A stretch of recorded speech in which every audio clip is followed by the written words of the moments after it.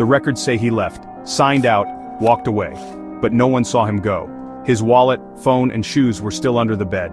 His breakfast tray came the next morning, untouched.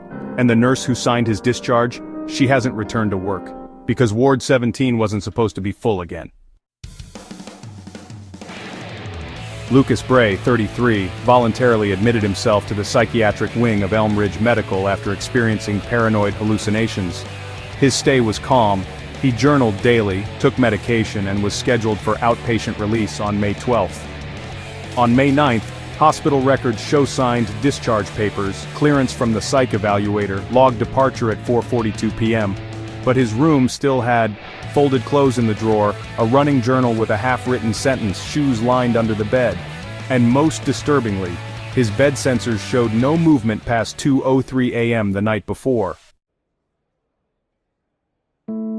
Hospital security reviewed the east hallway feed, the only camera facing Lucas's room. The video log exists.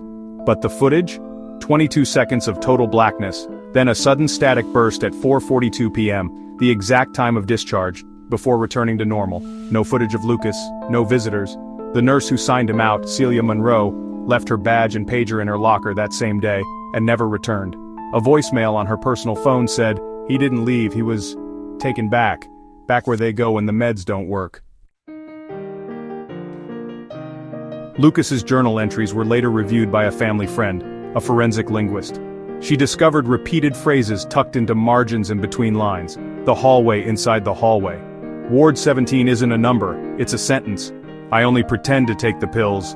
A maintenance staffer claimed he'd seen Lucas 3 days after the disappearance, sitting in a chair outside room B217, a door no longer used and sealed with hazard tape. When they opened the door, the room was empty, except for one thing, a single tray of untouched hospital food, with a name tag, Lucas Bray. Lucas's body was never found. His discharge papers were later ruled forged.